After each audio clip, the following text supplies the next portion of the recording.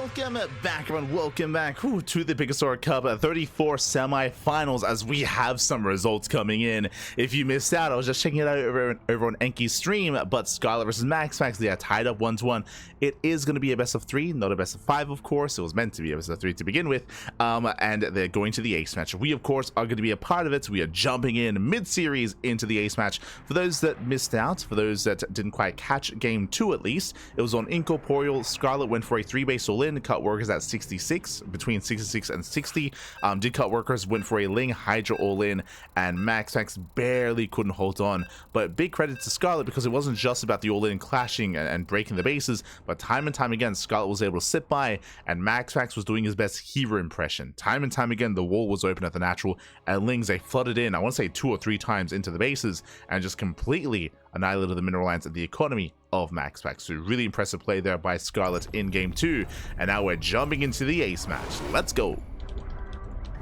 As spawning in the bottom right hand corner of Pylon, we have the Danish Protoss player. We have the blue Protoss representing Sidestorm Gaming. It is MaxPax,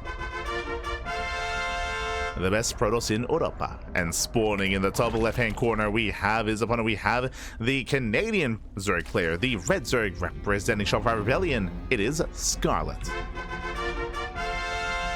And if you're in the chat, you know what time it is. It's Gamba time. Predictions are open. Place your bets on who you think will claim the series. As a reminder, of course, this is a best of 3, and this is basically a prediction for the final game. We're loading into Pylon. Now, what I will say is that Scarlett going for the 3-base all-in on Incorporeal might be telling of her plans on Pylon. Pylon is known for aggression. Pylon favors 2 and 3 base all-ins quite heavily. It is more difficult to defend on Pylon than it is on other maps, so aggression is on the table here. But the question becomes, do you want to go for the same build 2 games in a row, right? Do you want to go for another 3-base all-in after it's succeeding on Incorporeal? That I'm less certain of, so we'll see what kind of build Scarlett decides to go for this time.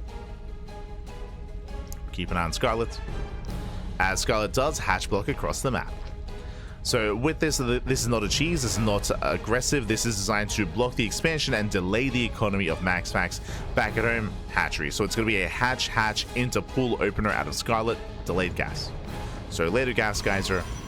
This will force out a second gateway. Now, there's a bit of a give and take here. On the one hand, MaxPax's economy is going to be delayed, that is true, but in the response, we're going to have 2 gates, 2 zealots, 2 adepts. It's going to be a lot of units early on, and after this hatchery is dealt with, MaxPax will counterattack, and that counterattack is going to hit like a truck.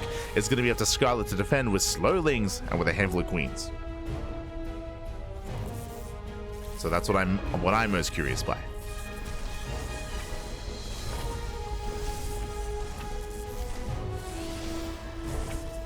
Here we go.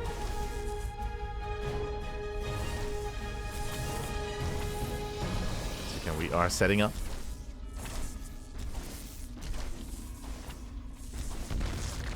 We are setting up. There is a cancellation. Scarlett does pull away, and it is going to be 1 zealot and 2 adepts. Okay, so 1 zealot, 2 adepts. The counterattack is upon us. Scarlett going for a spine crawler as a part of the defense. That's a very strong reaction here from Scarlett. But again, again, this is dangerous. Like, double adept and zealot this early on is very dangerous. Scarlett taking it seriously.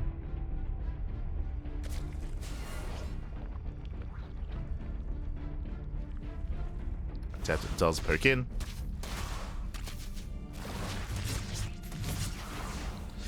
The spine crawler is now done. Is done in time. We'll zone away at least the zealots. Adepts are threatening a shade. They threaten a shade into the bases. Scarlett is droning.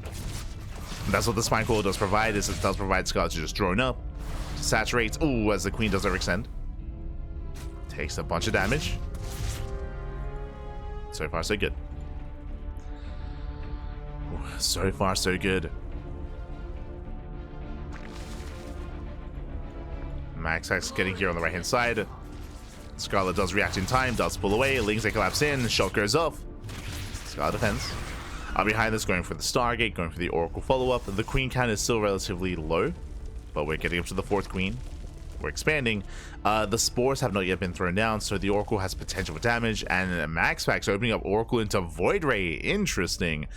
With this Void Ray can deny vision, and MaxPax, we have seen MaxPax go Glaive Adepts in the past, could do it again. As link speed is now done. Spore in the main. 3 queens at the natural. As your Oracle takes a lot of hits, takes a lot of damage.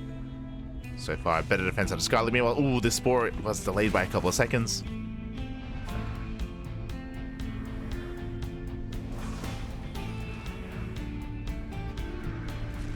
Spore was delayed. Oracle looking for a way in.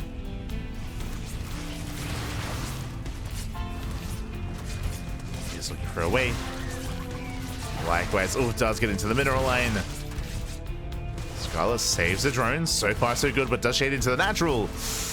And again, Scarlett so far will lose 1 drone. 1 worker goes down, just the one. Adepts are dealt with. And with that, Scarlett holds. Scarlett does hold. Scarlett does shut this down. Nice defense here from Scarlett. Cleans up the Adepts.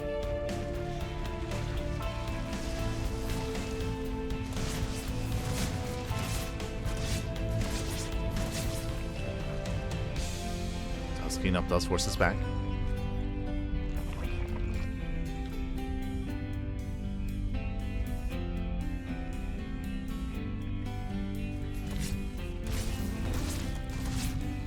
So far, the Oracle does dip in, gets 1 drone.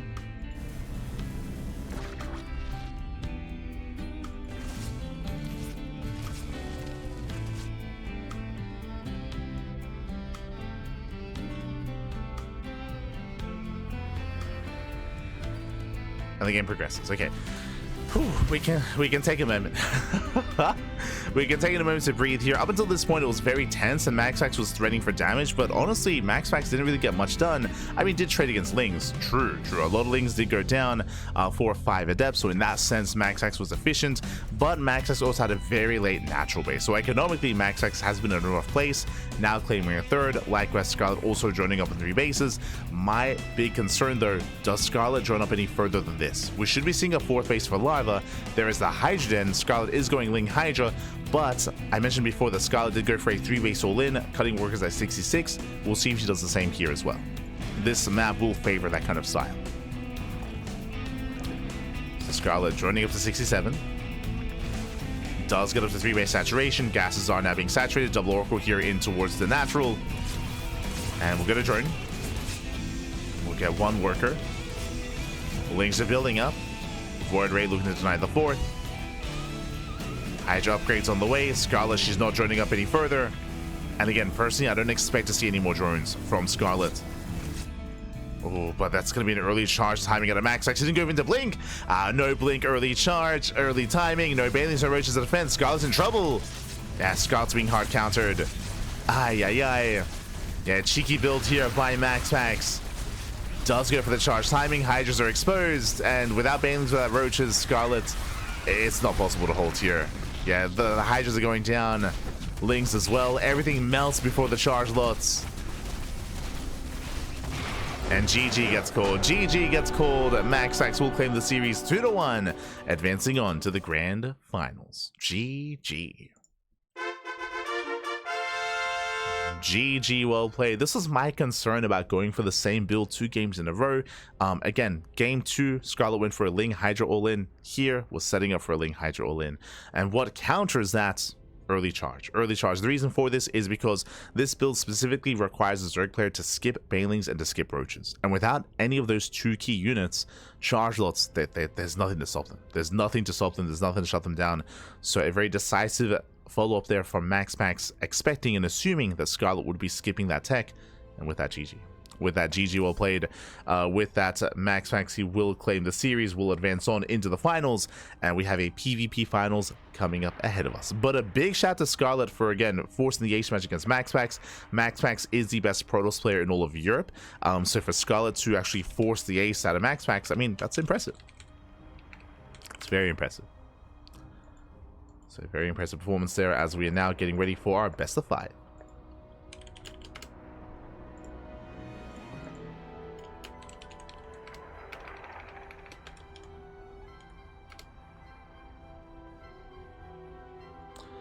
MaxPax with this build from Classic at Dream Dallas that works against Cyril. This build has been around for over a year. Like, it's not... it was not debuted at Dream Dallas. It's been around for... They've been doing it for a long time. It's been around for a long time. But yeah, it's basically just a way to punish someone that skips roaches and skips failings. Here's a way to punish.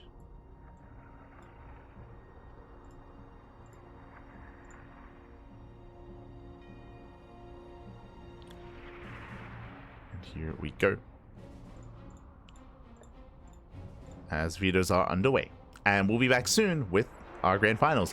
This should actually be a best of 5, and these two players often go back and forth. I would say that Hero currently has been looking more in form. I mentioned this before, but for the past like 2 months now, I would say that Hero did kind of like break past that barrier, and now there's a clearer distance between Hero and MaxPax. In saying that though, they do still trade back and forth, and I do not expect a 3-0 in either direction. I expect a game 4, I expect a game 5, and this can still go either way, so we'll see. We'll see as we are jumping into our grand finals. For now, we're going to be going on a short break, and when we come back, we'll have that PvP finals up next. See you soon. See you soon.